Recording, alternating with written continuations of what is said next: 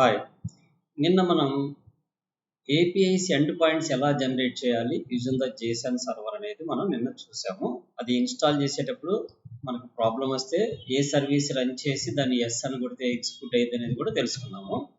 అట్లానే JSON సర్వర్ని గ్లోబల్గా లోకల్గా install చేయడం కూడా చూసుకున్నాము. అట్ ది సేమ్ టైం package.jsonలో మనం JSON సర్వర్ రన్ అవ్వాలంటే మనం ఏ కీని రాయాలో కూడా చూసుకున్నాం ఇక్కడ. సో ఇక్కడ watch JSON server watch location ఎక్కడ సోర్స్లో డేటాలో api.data.json అనే ఫైల్ని పోర్ట్ 8000కి కనెక్ట్ చేస్తున్నాం అనేది కూడా మనం స్పెసిఫై చేసాం. whenever we can run the server then automatically the API endpoint should be run. So ఇక్కడ ఏమంటుంది, ఇక్కడ నేను ఎగ్జిక్యూట్ చేయగలే సర్వర్ అని చెప్పిన కొట్టగానే ఎర్రర్ వస్తుంది. ఎందుకని వస్తుంది, మనం రన్ చేయాల్సింది ఎలా npm రన్ సర్వర్ అని చెప్పని కొడితే the server should be start or npm server అని కొట్టినా కానీ it should be start. So end points రెండు ఎగ్జిక్యూట్ అవుతాయి. అయితే ఈరోజు మనం ఈ ఎండ్ పాయింట్స్ని మనం ఎలా గ్రిడ్లో బైండ్ చేస్తాము, ఆ తర్వాత న్యూ రికార్డ్ ఎలా యాడ్ చేస్తాము, ఎగ్జిస్టింగ్ రికార్డ్ ఎలా అప్డేట్ చేస్తాము, ఎగ్జిస్టింగ్ రికార్డ్ని ఎలా డిలీట్ చేస్తాము అనేది మనం వర్క్ చేద్దాం. ప్రజెంట్ నేను సర్వర్ని ఆఫ్ చేసేస్తున్నాను. ఓకే, నెక్స్ట్ మనం app.jsలోకి వెళ్దాము. ఈ app.jsలో మనం ఏదైతే ఈ యూజర్స్ డేటాని బైండ్ చేయాలనుకుంటున్నామో ఈ URLని మనం కాపీ చేసుకుందాం. ఇక్కడ సెలెక్ట్ చేసుకొని Ctrl+C కొడితే మనకి కాపీ అవుతుంది. ఫస్ట్ మనం ఏం చేద్దామంటే రియాక్ట్ app.jsలోకి వచ్చి ఇక్కడ మనం చేయాల్సిన ఫస్ట్ పని ఏంటంటే ఒక బేస్ URLని మనం క్రియేట్ చేసుకుందాం. base URL అనే ఒక కాన్స్టెంట్ని క్రియేట్ చేసుకుందాం. Whenever we need of to that link అంటే ఎండ్ పాయింట్ ఎప్పుడైతే మనకు కావాలనుకుంటామో అక్కడ ఇది మొత్తము రాయకుండా సింపుల్గా ఆ URLని మనం గెట్ చేసుకోవచ్చు. ఓకే, దెన్ తర్వాత ఏం రాయాలంటే మనకి ఎప్పుడు కూడా పేజ్ లోడ్ అవ్వంగలే అంటే after the page renders which will be works one time, that is called use effect hook. ఈ యూజ్ ఎఫెక్ట్ అనే హుక్ ఏం చేసిద్దంటే పేజీ రెండర్ అయిన తర్వాత మనం దీని గురించి అంతకుముందు ప్రీవియస్ క్లాసెస్లో డిస్కస్ చేసాము. యూజ్ లేఅవుట్ ఎఫెక్ట్ ఒకటి, యూజ్ ఎఫెక్ట్ ఒకటి, రెండు సిమిలర్ ఫంక్షన్ జరుగుతాయి. But what is the difference between the use layout effect and use effect అని కూడా మనం డిస్కస్ చేసాం. యూజ్ లేఅవుట్ ఎఫెక్ట్ అనేది before render the page it should be execute. Use effect అనేది after render the page it should be execute. That is the difference between the both. But the remaining syntax everything should B same. Call back function, dependencies రెండింటికి same సింటాక్సే. కాకపోతే బాగా గుర్తుపెట్టుకోండి, use effect అనేది after the page rendering it should be execute. Use layout effect hook will executes before render the page. That should be remember.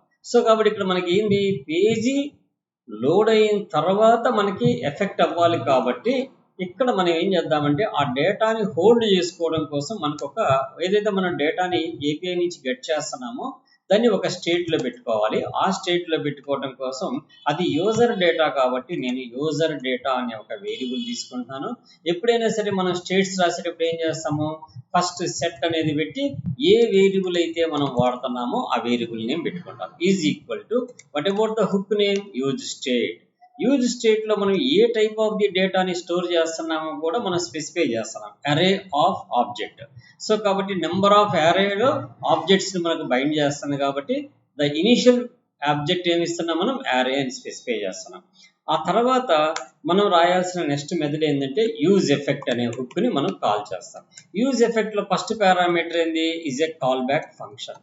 ఈ call back function తర్వాత మనం specify చేయాల్సింది ఏంది, dependency. Whenever the dependency should be change then only the use effect method should be call. ఎప్పుడైతే ఈ dependency యొక్క state change అవుతుందో అప్పుడే యూజ్ ఎఫెక్ట్ అనే మెథడ్ మనకి కాల్ అవుతుంది. అప్పుడు దాకా మనకి యూజ్ ఎఫెక్ట్ మళ్ళీ కాల్ కాదు. Only when the page is renders it should be executes the use effect, that to first time only. రీరెండర్స్ ఎన్ని జరిగినా కానీ యూజ్ ఎఫెక్ట్ ఎగ్జిక్యూట్ కాదు. ఎప్పుడు యూజ్ ఎఫెక్ట్ మళ్ళీ ఎగ్జిక్యూట్ అయింది, when you can give the dependencies. Dependencies means any input box or any data will be change or any updates will be change on the page which changes will be applied on that use effect. That dependencies we can provide inside of the array. So number of dependencies పెంచుకోవచ్చు, ఒక dependency అని మీరు provide చేసుకోవచ్చు. Okay, use effect జరిగినప్పుడు నేను ఏదైతే call చేయాలనుకుంటానో దానికి ఒక మెథడ్ రాసుకుంటానో ఆ మెథడ్ పేరు లోడ్ డేటా అని చెప్పని ఒక మెథడ్ రాసుకుంటాం. I call one method. So ఒక మెథడ్ ని మనం రాసామంటే we should specify the method load data. The method name is the load data. I can write an arrow function. The arrow function inside నేను format చేసుకుంటాను నీట్గా align అయింది. ఈ arrow function inside నేను fetch వాడతాను. తర్వాత మీకు యాక్సెస్ కూడా చూపిస్తాను. ఇదే అప్లికేషన్ ని as it easily without fetch access తో ఎలా చేయొచ్చో కూడా చెప్తాను. ఫస్ట్ ఫెచ్ మీద మీకు మొత్తం వర్కౌట్ చేసిన తర్వాత యాక్సెస్కి వెళ్దాం. ఇక్కడ దేని నుంచి ఫెచ్ చేయాలి మనం, అందుకనే పైన URL ని బేస్ URL అని దాంట్లో పెట్టుకున్నాం. సో డాట్ దెన్ అంటే అర్థం ఏంటంటే whenever the data will be successfully fetch then ఆ తర్వాత ఏం జరగాలి, ఆ వచ్చిన దాన్ని ఏమంటామంటే మనం రెస్పాన్స్ అంటాం. ఇక్కడ మీరు కన్ఫ్యూజ్ అవ్వాల్సిన అవసరం లేదు. అక్కడ రెస్ అని పెట్టుకోండి, రెస్పాన్స్ అని పెట్టుకోండి, లేకపోతే రిటర్న్ వాల్యూ అని పెట్టుకోండి. Whatever it may be value we can give, the value should be return the value అంతే. అంతేగాని మీరు కొంతమంది RES వాడుతుంటారు, కొంతమంది రెస్పాన్స్ వాడుతుంటారు. So whatever it may be, but syntactically అవతల యూజర్ ఇంకొకటి అర్థం చేసుకోవడం కోసమే మనం రెస్పాన్స్ అని పెడుతుంటాం, కానీ అలా పెట్టాల్సిన అవసరం లేదు. బట్ మీనింగ్ఫుల్ గా ఉండటం కోసం మనం రెస్పాన్స్ అని చెప్పని కానీ RES అని కానీ పెట్టుకుంటాం. సో దెన్ ఆరో కీ ఫంక్షన్ వాడతాం. ఆ వచ్చిన దాన్ని ఎప్పుడూ కూడా ఫెచ్ చేస్తే వచ్చిన దాన్ని మనం ఎప్పుడూ కూడా ఏం చేయాలంటే JSON ఫార్మాట్ లోకి మార్చుకోవాలి. సో కాబట్టి రెస్పాన్స్ డాట్ JSON అని చెప్పని ఒక మెథడ్ వాడితే ఇట్ షుడ్ బి కన్వర్టెడ్. ఆ కన్వర్ట్ అయిన దాన్ని తీసుకెళ్ళి మనం ఎక్కడ స్టోర్ చేసుకోవాలి, సెట్ యూజర్ డేటాలో స్టోర్ చేసుకోవాలి. సో దెన్ ఏమొస్తుంది మనకి ఇక్కడికి, సో ఒక డేటా అనే వాల్యూ వస్తుంది అనుకుందాం. ఈ డేటాలోకి వచ్చిన దాన్ని తీసుకెళ్ళి మనం సెట్ యూజర్ డేటాలో డేటాని స్టోర్ చేసేసుకున్నాం. That's fine. సో ఏం జరుగుతుంది, ఫస్ట్ ఈ బేస్ URL ఇది అసింక్రనైజేషన్ సిస్టమ్ కాబట్టి డేటా ఫెచ్ కంప్లీట్ అయిన తర్వాతే దెన్ అంటే అర్థమైంది దాని తర్వాత. సో కాబట్టి ఎప్పుడైతే డేటా కంప్లీట్ గా ఫెచ్ అవుతుందో then the response will be comes. The response should be convert a JSON format. ఎందుకని మనం ఎప్పుడు JSON ఫార్మాట్ లోనే డేటాను రీడ్ చేస్తుంటాం కాబట్టి we should convert to JSON format. Then the return data అంటే JSON ఫార్మాట్ లోకి కన్వర్ట్ అయిన డేటాని ఈ డేటా అనే దాంట్లో స్టోర్ చేసుకొని దాన్ని సెట్ యూజర్ డేటా ద్వారా యూజర్ డేటా అనే దాంట్లోకి అప్డేట్ చేసేస్తున్నాం. దెన్ ఆఫ్టర్ దట్ ఏం చేయాలి మనం, ఇంక దీన్ని మనం స్క్రీన్ మీద రెండర్ చేయాలి. ఏం చేయాలి, స్క్రీన్ మీద రెండర్ చేయాలి. ఈ రెండర్ చేయడానికి నేను ప్రెసెంట్ ఒక డివిజన్ ఆల్రెడీ మనం తీసుకున్నాము. ఈ డివిజన్ లో వీ కెన్ రైట్ కోడ్. ఏం చేద్దామంటే మనం డివిజన్ లో నాకు ఫస్ట్ ఏం కావాలి, ఒక టేబుల్ కావాలి. సో కాబట్టి నేను ఒక టేబుల్ తీసుకుంటున్నాను. సో దాని పేరు వచ్చేసి నేను ఐడి వచ్చేసి యూజర్స్ అని పెట్టుకుంటున్నాను. Why I'm taking the ID అంటే దానికి స్టైల్స్ అప్లై చేయడం కోసం నేను ఐడి అనేది పెట్టుకున్నాను. ప్రతి టేబుల్లో కూడా మనకి ఫస్ట్ రాసేదాన్ని ఏమంటామంటే టీ హెడ్ అంటాం. టీ హెడ్ ఎందుకు రాయాలి, టీ హెడ్ రాయకుండా రాయొచ్చు కదా అంటే మనం స్టైల్స్ అప్లై చేయకుండా ఆటోమేటిక్గా బోల్డ్లో సెంటర్లో అలైన్మెంట్ రాయాలంటే టీ హెడ్ TH వాడితే ఆటోమేటిక్గా బోల్డ్ విత్ సెంటర్ అలైన్మెంట్ వస్తుంది అనమాట. సో కాబట్టి మనం ఏం చేస్తాము, ఫస్ట్ ఒక రో తీసుకున్నాము, ఆ రోలో ఒక కాలం తీసుకున్నాము. అట్లా ఈ కాలంలో ఫస్ట్ మనకి డిస్ప్లే కావాల్సింది యాజ్ పర్ రికార్డు ప్రకారం మన దగ్గర ఉన్న JSON ప్రకారం ఫస్ట్ ఐడి కావాలి, ఆ తర్వాత యూజర్ నేమ్ కావాలి. కానీ మనం అక్కడ కాలం నేమ్ వచ్చేసి యూజర్ నేమ్ అని పెట్టుకున్నాము. బట్ ఇక్కడ మనకి విజిబిలిటీ అయ్యే స్క్రీన్స్ కాబట్టి ఇక్కడ రోల్ అని పెట్టుకుంటున్నాను. ఆ రోల్ తర్వాత డేట్ ఆఫ్ జాయిన్ అని చెప్పని పెట్టుకుంటున్నాను. ఆ తర్వాత వచ్చేసి TH లో యాక్షన్స్ అంటే డిలీట్, ఎడిట్, అప్డేట్ ఇట్లాంటి బటన్స్ ఏమైనా పెట్టుకోవడం కోసం యాక్షన్స్ అని పెట్టాము. ఇంతవరకు మనకి హెడ్డింగ్స్ క్రియేట్ అయిపోయింది. So what about the next, heading అయిపోయిన తర్వాత టీ బాడీ కావాలి మనకి. టీ బాడీలో మనకి రోస్ కావాలి. అయితే ఈ రోస్లోకి డేటా ఏం రావాలి మనకి, ఆ యూజర్ డేటాలో ఏదైతే స్టోర్ చేసుకున్నామో దాన్ని బైండ్ చేయాలి. సో కాబట్టి జావా స్క్రిప్ట్ ఫంక్షనాలిటీ రాయాలంటే విత్ ఇన్ ద ముస్టాక్ బ్రాకెట్స్ కానీ బ్రేస్ బ్రాకెట్స్ కానీ క్లవర్ బ్రాకెట్స్ మధ్యలో కానీ రాయాలి. సో ఇప్పుడు మన వేరియబుల్ పేరు ఏం పేరు, యూజర్ డేటా.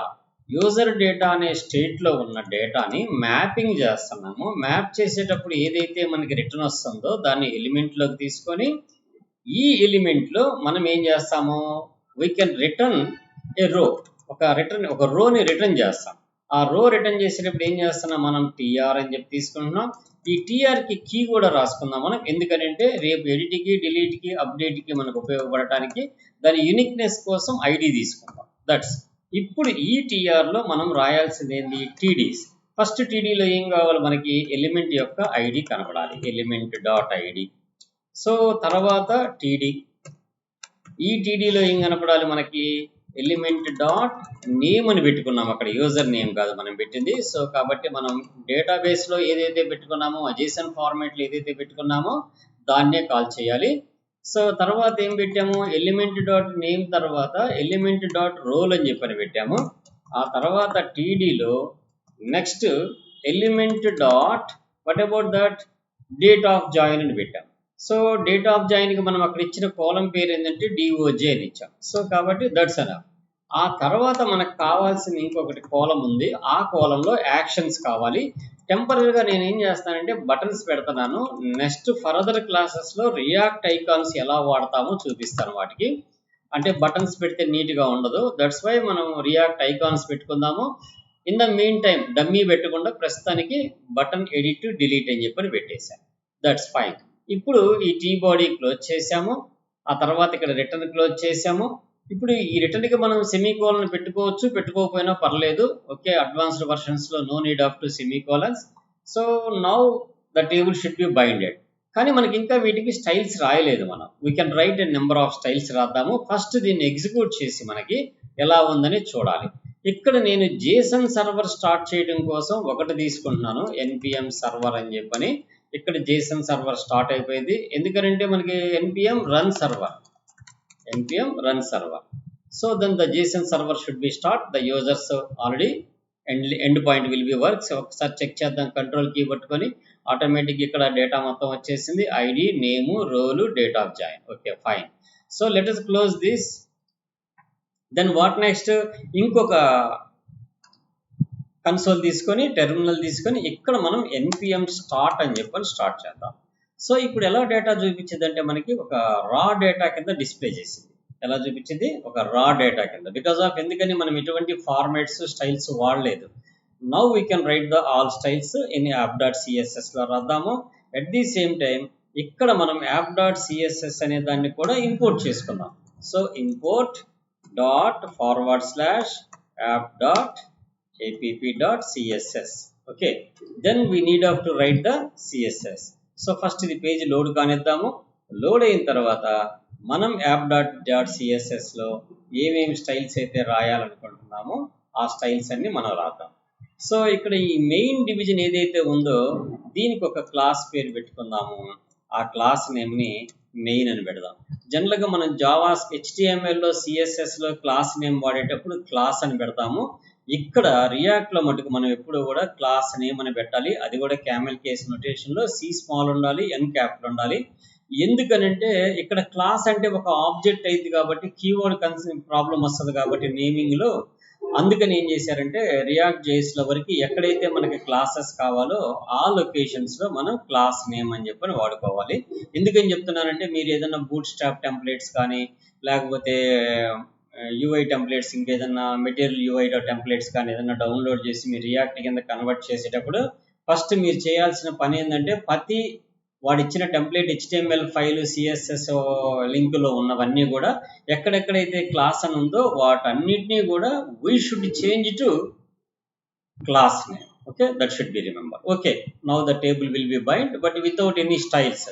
ఇప్పుడు దీనికి కొన్ని స్టైల్స్ రాస్తాను మీకు. ఆ స్టైల్స్ రాయటం కూడా అలవాటు అయితే, ఎందుకంటే లుక్ ఈజ్ కూడా ఇంపార్టెంట్. సో దట్స్ వై మనం ఏం చేద్దాం, ఇక్కడ దీనికి మెయిన్ అనే క్లాస్ ఒకటి పెట్టుకున్నాము. ఇది ఈ టేబుల్ని దేంట్లో అయితే మనం బైండ్ చేస్తున్నామో దానికి మెయిన్ అనే క్లాస్ పెట్టుకున్నాము. ఇక్కడ ఇంకొక క్లాస్ కూడా తీసుకుందాం మనం ఇక్కడ. ఎందుకంటే ఇంకొక డివిజన్ ఎందుకు వస్తామంటే ఒక బటన్ పెట్టుకుందాం అక్కడ. సో క్లాస్ నేమ్ వచ్చేసి దాని పేరు ఏం పేరు పెడదామంటే బటన్ కంటైనర్ అని పెట్టుకుందాము. ఎందుకంటే బటన్ని దాంట్లో ప్లేస్ చేస్తున్నాను కాబట్టి button container. So in the mean time నేను ఇప్పుడు దీనికి కూడా నేను ఏం చేస్తానంటే జస్ట్ యాడ్ యూజర్ అని చెప్పి ఒక బటన్ క్రియేట్ చేశాను. తర్వాత నేను దీన్ని ఏం చేస్తానంటే రియాక్ట్ ఐకాన్స్ యాడ్ చేస్తాను ఫర్దర్ క్లాసెస్లో. ఇది మొత్తం ఒక ప్రాజెక్ట్ లాగా కంప్లీట్ చేసేటప్పుడు మీకు అవన్నీ కూడా అప్డేట్ చేస్తాను 1 by 1 క్లాసెస్. ఈ క్లాస్లో మనం ఎంతవరకు చేద్దామంటే ఈ గ్రిడ్ని నీట్గా అలైన్మెంట్ చేయడం వరకు చేద్దాము. నెక్స్ట్ క్లాస్లో యాడ్ ఎలా చేయాలి, డిలీట్ ఎలా చేయాలి, అప్డేట్ ఎలా చేయాలో చూద్దాము. ఆ తర్వాత వీటన్నిటికీ రౌటింగ్ కూడా యాడ్ చేద్దాము. Okay, so next what we need after that, వీటికి స్టైల్స్ రాద్దాం అనుకున్నాం. ఒక మెయిన్ అనేది ఇక్కడ క్లాస్ పెట్టి ఏదైతే ఇక్కడ పెడుతున్నామో దాన్ని కాపీ చేసుకోండి. app.css లోకి రండి. ఇక్కడికి వచ్చిన తర్వాత ఫస్ట్ ఎప్పుడు కూడా యూనివర్సల్ కమాండ్ ఒకటి రాయాలి మనం. Box sizing border box and దాని తర్వాత margin 0 pixels and padding 0 pixels. ఇది మనం ఎప్పుడు కూడా యూనివర్సల్ గా రాసేస్తుంటాము. ఆ తర్వాత మనం రాయాల్సిన నెక్స్ట్ క్లాస్ ఏంది, ఇక్కడ మెయిన్ అనేది ఒకటి పెట్టుకున్నాము. ఇంకేమన్నా క్లాసెస్ పెట్టుకున్నామో చూద్దాం. ఇక్కడ btn కంటైనర్ అనేది కూడా ఒక క్లాస్ క్రియేట్ చేసాం కాబట్టి దీన్ని కూడా కాపీ చేసుకుందాం మనం ఓన్ గా రాయకుండా.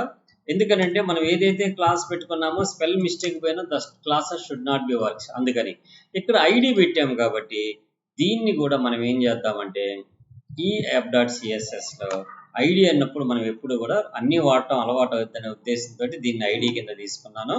యాష్ యూజర్స్ అని పెట్టాను. ఐడికి యాష్ వాడతాము, క్లాస్కి డాట్ వాడతాము, ఎలిమెంట్స్కి ఎప్పుడు కూడా డైరెక్ట్గా ట్యాగ్స్ వాడుకుంటాం అనమాట. Okay, now we start with CSS. So first నాకు మెయిన్ దాంట్లో ఏం అవ్వాలంటే దాంట్లో ఉండే ఎలిమెంట్స్ అన్నీ కూడా డిస్ప్లేలో ఫ్లెక్స్గా ఉండాలి, ఫ్లెక్సిబిలిటీ ఉండాలి.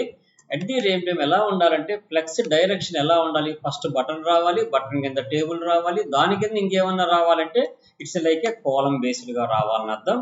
నేను ఆ డివిజన్ యొక్క విడ్త్ని నేను ఫిక్స్ చేయాలనుకుంటున్నాను. The fix is that 620 pixels కింద ఫిక్స్ చేస్తున్నాను. అట్ ది సేమ్ టైం నేను మార్జిన్ ఆటో ఇస్తున్నాను. ఎప్పుడు కూడా గుర్తుపెట్టుకోండి, మార్జిన్ ఆటో ఇచ్చామంటే అర్థం ఏంటంటే the both sides are equal, margin should be distributed. ఆటోమేటికల్గా మనం ఆ కంటైనర్ ఏమైందంటే స్క్రీన్ సెంటర్లోకి వచ్చేసింది. సో ఇప్పుడు మనం ఈ స్టైల్ అప్లై చేసాము, సేవ్ చేసాము. Let's gets back to the screen. Automatically it should B comes on the centre. మొత్తం సెంటర్లోకి వచ్చేసింది. నెక్స్ట్ వీటికి 1 by 1 స్టైల్స్ రాద్దాం. మెయిన్కి రాసాం. బటన్ కంటైనర్ ప్రెసెంట్ బటన్ ఎక్కడుందో మనకి ఇట్స్ బిగినింగ్లో ఉంది. సో బటన్ కంటైనర్ కూడా మనం ఏదన్నా క్లాస్ రాసుకోవాలా, మనం తర్వాత రాద్దాం. ఎందుకంటే బటన్ కంటైనర్కి ఏం రాస్తాము, దానికి కూడా అది కూడా ఆపోజిట్ సైడ్ వెళ్ళాలనుకుంటే రో రివర్స్ వాడతాము. ప్రస్తుతానికి ఏం చేద్దామంటే డిస్ప్లే ఫ్లెక్స్ రాద్దాం. దానికి కూడా ఫ్లెక్స్ డైరెక్షన్ వచ్చేసి రో రివర్స్ రాద్దాము. ఆపోజిట్కి వెళ్ళిపోయింది ఆటోమేటిక్గా. రో రివర్స్ రాసాం. విడ్త్ దీనికి కూడా మెయిన్ స్క్రీన్కి ఎంతైతే విడ్త్ ప్రొవైడ్ చేశానో అంతే ప్రొవైడ్ చేస్తున్నాను. దీనికి కూడా మార్జిన్స్ వచ్చేసి ఆటో ఇచ్చేస్తున్నాను. 2 sides ఈక్వల్గా ఉంటుంది. బట్ కాకపోతే నాకు మార్జిన్ టాప్లో కొద్దిగా స్పేస్ కావాలి కాబట్టి మార్జిన్ టాప్ అని చెప్పని పెట్టి 10 pixels తీసుకుంటాను. ఓకే, ఆ తర్వాత ప్యాడింగ్ 10 pixels తీసుకుంటాను. సో ఇక్కడ మీరు margin top 10 pixels, padding 10 pixels అంటే ఆల్ సైడ్స్ ప్యాడింగ్ 10 pixels. అదే మార్జిన్ టాప్ అంటే టాప్ సైడ్ వరకే 10 pixels. దీన్ని ఇంకొక రకంగా కూడా రాయొచ్చు. మీకు చెప్పాను నేను ఆల్రెడీ ఎలా రాయాలంటే. సో ఎప్పుడు కూడా మార్జిన్స్ చెప్పేటప్పుడు ఒక చిన్న సిస్టమ్ ఫాలో అవుతూ ఉంటాము. That is the universal. Everybody అలానే సిఎస్ఎస్ అప్లై అవుతాయి కాబట్టి అలానే చేయాలి. నేను మళ్ళీ రిపీట్ చేస్తాను మీకు. ఇక్కడ చూడండి, ఎప్పుడు కూడా this is the top margin 1 అంటాము, రైట్ మార్జిన్ 2 అంటాము, బాటమ్ మార్జిన్ 3 అంటాము అండ్ లెఫ్ట్ మార్జిన్ 4 అంటాం. సో కాబట్టి మీరు మార్జిన్స్ రాసేటప్పుడు ఈ కమాండ్ రాయొచ్చు. మార్జిన్ అని చెప్పి పెట్టి తర్వాత ఫస్ట్ తీసుకునేదాన్ని ఏమంటాం, టాప్ మార్జిన్ అంటాం. నాకు టాప్ ఒక 10 pixels కావాలి, లెఫ్ట్ రైట్ 0 pixels కావాలి, బాటమ్ కూడా 0 pixels కావాలి, అట్లానే నాకు లెఫ్ట్ కూడా 0 pixels కావాలని ఇలా రాసినా ఓకే. బికాస్ ఆఫ్ ఎందుకంటే ఇలా రాసామంటే అర్థమైందంటే ఓన్లీ టాపే స్పెసిఫై చేస్తున్నాం, మిగతావి 0 అని అర్థం. ఇలా ఇన్ని రాయకుండా మనం తగ్గించి రాయాలంటే ఇంకొక మెథడ్ ఏం రాస్తున్నాం, మార్జిన్ డాష్ టాప్ అని చెప్పని ఇచ్చామంటే ఓన్లీ టాప్ వరకే అలైన్ అయితే రిమైనింగ్ అన్ని కూడా దానికి అసైన్ కావాలి. అలా కాకుండా టాప్ అండ్ బాటమ్ కావాలి, లెఫ్ట్ అండ్ రైట్ ఒకటే కావాలంటే అప్పుడు ఏం చేస్తున్నాం, మార్జిన్ అంటున్నాము. 10 pixels ఇచ్చామంటే అర్థం ఏంటంటే top and bottom 10 pixels, 20 pixels ఇచ్చామంటే అర్థం ఏంటంటే లెఫ్ట్ అండ్ రైట్ 20 pixels అని అర్థం అనమాట. ఇలా మనకి ఈ షార్ట్ కట్స్ కూడా మనకు బాగా తెలిసి ఉండాలి. ఇవి బాగా తెలిస్తే మనకి చాలా ఈజీగా ఉంటుంది స్టైల్స్ రాసేటప్పుడు. సో లెట్స్ ప్యాడింగ్ కూడా ఇచ్చేసాం బటన్ కంటైనర్కి. ఒక్కసారి మనం స్క్రీన్ విజిబుల్లోకి వెళ్దాం. ఆటోమేటిక్గా రైట్ సైడ్కి వెళ్ళిపోయింది. అట్ ప్రెసెంట్ నాకు రైట్ సైడ్ అవసరం లేదు కాబట్టి జస్ట్ రో అని ఇచ్చేస్తున్నాను. ఆటోమేటిక్గా it come back to the left side వచ్చేస్తుంది. దెన్ వాట్ నెక్స్ట్, ఈ టేబుల్కి మనం స్టైల్స్ రాసుకోవాలి. సో ఆ టేబుల్కి ఐడి ఏం పెట్టాను నేను ఇప్పుడు యూజర్స్ అని పెట్టాను. సో కాబట్టి ఈ యూజర్స్కి మనం ఏం చేద్దామంటే ఫస్ట్ ఫాంట్ ఫ్యామిలీ రాద్దాం. ఫాంట్ ఫ్యామిలీ అంటే అర్థం ఏంటంటే మన సిస్టంలో ఏరియా ఇప్పుడు ఏమేంటి ఏరియల్, హెల్వేటికా, సాన్సిరీ.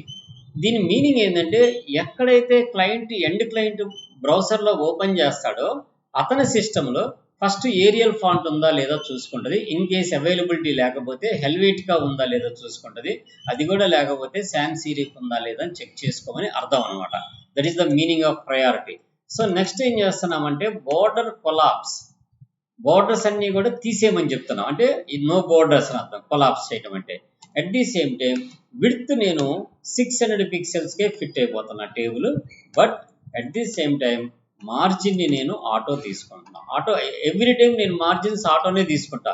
ఎందుకు తీసుకుంటానంటే ఈక్వల్గా డిస్ట్రిబ్యూట్ చేయడం కోసం. నేను మళ్ళీ సెంటర్ చేయడం కోసం ఒక స్పెషల్గా రాయకుండా ఆ ఐడిలో టీడీ అనే దానికి నెక్స్ట్ అదే ఐడిలో యూజర్స్ అనే ఐడిలో టీహెచ్కి ఒకటే స్టైల్ వాడాలని డిసైడ్ అయినప్పుడు మనం ఇలా వాడతాం. యూజర్స్లో అంటే ఏ కంటైనర్కి అయితే మనం ఐడి యూజర్స్ ఇస్తున్నామో ఆ కంటైనర్ యొక్క ఇన్సైడ్ ఉన్న టేబుల్ కాలంకి టేబుల్ హెడ్డింగ్స్కే ఈ స్టైల్స్ అప్లై అవుతాయి అని చెప్పడాన్ని మనం ఇలా రాస్తాం. Hash users inside TD, hash users inside TH అని చెప్పి రాసామంటే అర్థం ఏంటంటే ఆ యూజర్స్ అనే ఐడి ఏ కంటైనర్కి అయితే మనం ప్రొవైడ్ చేస్తున్నామో ఆ కంటైనర్లో ఉన్న టేబుల్ కాలంకి టేబుల్ హెడ్డింగ్ అంటే టేబుల్ డెఫినేషన్ టీడీ, టీహెచ్ ఈ రెండింటికి కూడా ఆ స్టైల్స్ అప్లై అవ్వాలని చెప్పడం. సో ఇక్కడ మనం ఏం చేస్తున్నామంటే బోర్డర్ వచ్చేసి 0 పిక్సెల్స్. అట్లానే దానికి సాలిడ్ కలర్ తీసుకుందాం. ఒక లైట్ కలర్లో మనకు రావాలంటే 3D హెక్సాడెసిమల్ వాల్యూస్ తీసుకోండి, మనకి సరిపోయింది. సో ప్యాడింగ్ వచ్చేసి నేను సెల్స్కి 8 పిక్సెల్స్ ఇస్తున్నాను అనమాట. 8 పిక్సెల్ ఇచ్చానంటే అర్థమైంది all sides should be taken the 8 pixels అని అర్థం. సో నెక్స్ట్ నాకు ఆల్టర్నేటివ్ రోస్కి నాకు కలర్స్ చేంజ్ అవ్వాలి. దానికి మనం వాడేది ఏ రోకి దేనికి వాడాలి రోకు మారాలి. అది కూడా ఎలా nth చైల్డ్ అనే కమాండ్ మనకుంది ఇక్కడ. ఆటోమేటిక్గా మీరు టైప్ చేస్తే వచ్చేసింది nth child. nth last child అంటే లాస్ట్లో ఉన్న చైల్డ్ అని అర్థం అనమాట.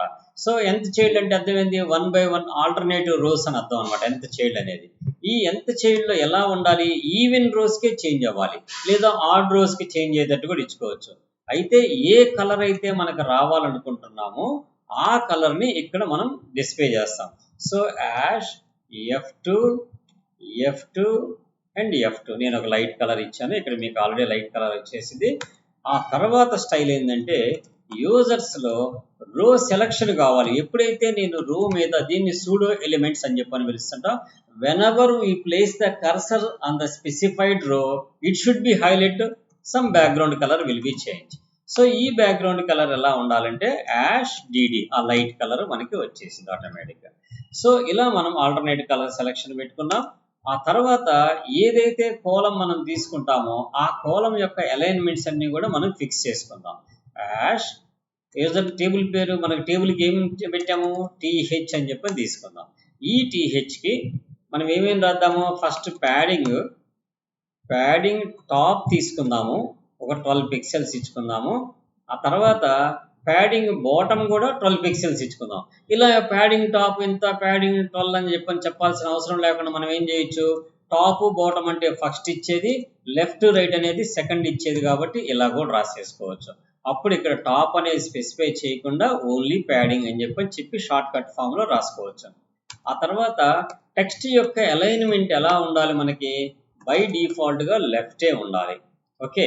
ఆ తర్వాత బ్యాక్గ్రౌండ్ కలర్ వైట్ ఉండాలి కాబట్టి మనకి యాష్ పెట్టేసి మీరు 6 జీరోస్ ప్రొవైడ్ చేయండి. ఆటోమేటిక్గా బ్లాక్ కలర్ టెక్స్ట్ వచ్చేసింది 6 జీరోస్ పెడితే. So I go with another zero. Yes.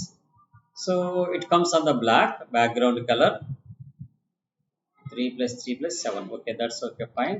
And text colour background colour ఏమో బ్లాక్ ఉండాలి హెడ్డింగ్లకి, టెక్స్ట్ కలర్ ఎప్పుడు వైట్ ఉండాలి. సో కాబట్టి కలర్ షుడ్ బి వైట్ అని రాయొచ్చు, లేకపోతే హెక్సాడెసిమల్ వాల్యూస్ కూడా ఇచ్చుకోవచ్చు మనం. ఓకే. దెన్ తర్వాత బటన్ కంటైనర్కి మనం ఆల్రెడీ రాసేసాము ఇక్కడ. So now everything should be fine. ఒకసారి మనం స్క్రీన్ దగ్గరికి వెళ్ళి రిఫ్రెష్ చేద్దాము. ఇక్కడ ఆల్టర్నేటివ్ రో హైలైట్ వచ్చింది కానీ హెడ్డింగ్ కి సంబంధించిన బ్యాక్గ్రౌండ్ కలర్ బ్లాక్ రాలేదు. సో హెడ్డింగ్ కి సంబంధించిన బ్యాక్గ్రౌండ్ కలర్ బ్లాక్ రాలేదంటే మనం వాడిన స్టైల్ ఎక్కడ ప్రాబ్లం వచ్చింది అనేది ఇక్కడ చెక్ చేసుకోవచ్చు. మీరు ఇన్స్పెక్ట్కి వెళ్ళినప్పుడు ఇది ఏంది, టీ హెడ్ టీఆర్. ఈ టీ హెడ్ కి బ్యాక్గ్రౌండ్ కలర్ ఏముంది ఇక్కడ, సో బ్లాక్ రావాల్సింది ఇంకొక కలర్ వచ్చింది. సో కాబట్టి మనం ఇక్కడ ఏం చేద్దామంటే హెక్సాడెసిమల్ వాల్యూ తీసేసి we give the black. So ఇది లైట్ బ్లాక్ వచ్చింది. So I go with black color. So then come back the screen, it should be fine. Okay, ID, user name, role, then alternative rows వచ్చేసి మనకి cursor దాని మీద move చేస్తా ఉంటే ఆటోమేటిక్గా fine, it should be fine. Okay, మనం ఇక్కడ heading కి టాప్ బాటమ్ ఇచ్చాం కానీ లెఫ్ట్ రైట్ ప్యాడింగ్స్ ఇవ్వలేదు. అందువల్ల ఏమైందంటే ఇక్కడ మనకు చూసేటప్పుడు లెఫ్ట్ టచ్ అవుతున్నట్టుగా వస్తుంది. సో కాబట్టి మనం ఏం చేద్దామంటే ఇక్కడ దీనికి కూడా మనం సింపుల్ గా ఒక 5 పిక్సెల్స్ ఇద్దాము లెఫ్ట్ రైట్ కూడా. Then it should be clear. ఇప్పుడు మనకి ఇక్కడ క్లియర్ గా కనపడుతుంది. So that's fine. ఇప్పుడు మనం ఏం చేసాము, గ్రిడ్ కి ఫెచ్ చేసాము. మన లోకల్ జేసన్ సర్వర్ నుంచి ఏపీఐ ద్వారా డేటాని ఫెచ్ చేసాము. అట్లానే ఒక టేబుల్ తీసుకున్నాము. ఆ టేబుల్లో మనం మొత్తాన్ని కీ ఎలిమెంట్స్ తో సహా అన్ని ఎలిమెంట్స్ ని బైండ్ చేసాము. 2 బటన్స్ తీసుకున్నాము, ఎడిట్ డిలీట్ అని చెప్పని. ఆ తర్వాత యాడ్ యూజర్ కోసం ఒక బటన్ తీసుకున్నాము. నెక్స్ట్ మనం రేప్ చేయాల్సిన క్లాస్ ఏంటంటే ఈ కాంపోనెంట్స్ లో యాడ్ యూజర్ ఒకటి, ఎడిట్ యూజర్ ఒకటి అనే 2 కాంపోనెంట్స్ క్రియేట్ చేసుకొని రౌటింగ్ పెట్టుకొని ఆ తర్వాత ఈ బటన్స్ ని రియాక్ట్ బటన్స్ క్రియేట్ చేసుకొని వాటి ఫంక్షనాలిటీని మనం ప్రాక్టీస్ చేద్దాం. సో అది కూడా ఎలా, లైవ్ డేటాని అప్డేట్ చేయడం కోసమే. మనమేమి ఈ స్టేట్లో ఉన్న డేటాని డిలీట్ చేయడమో స్టేట్లో ఉన్న డేటాని యాడ్ చేయడమో చేయట్లేదు. ఏదైతే డేటాలో ఉన్న ఏపీఐ .json అనే ఫైల్లో మనం ఏదైతే కంటెంట్ రాసామో ఆ కంటెంట్ని ఎడిట్ చేయడం ఎలా, డిలీట్ చేయడం ఎలా, యాడ్ చేయడం ఎలా. నేను ఈ ప్రాజెక్ట్ మొత్తం వచ్చేసి యూజర్స్గా చేస్తాను. ఆ తర్వాత ప్రోడక్ట్స్కి మీరు ప్రాక్టీస్ చేద్దరు. ప్రోడక్ట్స్ యాడ్ చేసుకోవడము, డిలీట్ చేసుకోవడము, అప్డేట్ చేసుకోవడము. ఇంకా మనం తర్వాత ప్రోడక్ట్కి ఏం చేద్దామంటే ఇమేజ్ లింక్ ఒకటి కూడా పెడదాము. ఆటోమేటిక్గా ది ప్రోడక్ట్స్ పేజ్లో ఎలా బైండ్ అవుతాయో కూడా మనం చెక్ చేసుకోవచ్చు. ఓకే, సో ఇంతవరకు ప్రాక్టీస్ చేయండి. నెక్స్ట్ వచ్చేసి మనం నెక్స్ట్ పార్ట్లో మనం ఎడిట్, డిలీట్, అప్డేట్, యాడ్ ఈ 4 CRUD ఆపరేషన్స్ కూడా కంప్లీట్ చేసేద్దాం. ఇప్పుడు మనం 1 CRUD ఆపరేషన్ కంప్లీట్ చేసాం, that is called read, that is the get అంటాం. ఇక నెక్స్ట్ చేయాల్సింది పుట్, పుష్, డిలీట్ ఈ 3 చేయాలి మనం. అవి నెక్స్ట్ ఆపరేషన్స్లో చేద్దాము. ఇవి అయిపోయిన తర్వాత సేమ్ అప్లికేషన్ని ఎటువంటి డిస్టర్బ్ చేయకుండా నేను యాక్సియస్ లైబ్రరీ ఇన్స్టాల్ చేసి ఆ యాక్సియస్ అయితే ఎలా మనం పెర్ఫామ్ చేస్తామో చూపిస్తాను. సో నా క్లాస్ నచ్చినట్టయితే లైక్ చేయండి, షేర్ చేయండి. నెంబర్ ఆఫ్ పీపుల్కి మీరు షేర్ చేస్తే మోర్ యూస్ఫుల్గా ఉండడానికి ఛాయిస్ ఉంటుంది. Okay, bye.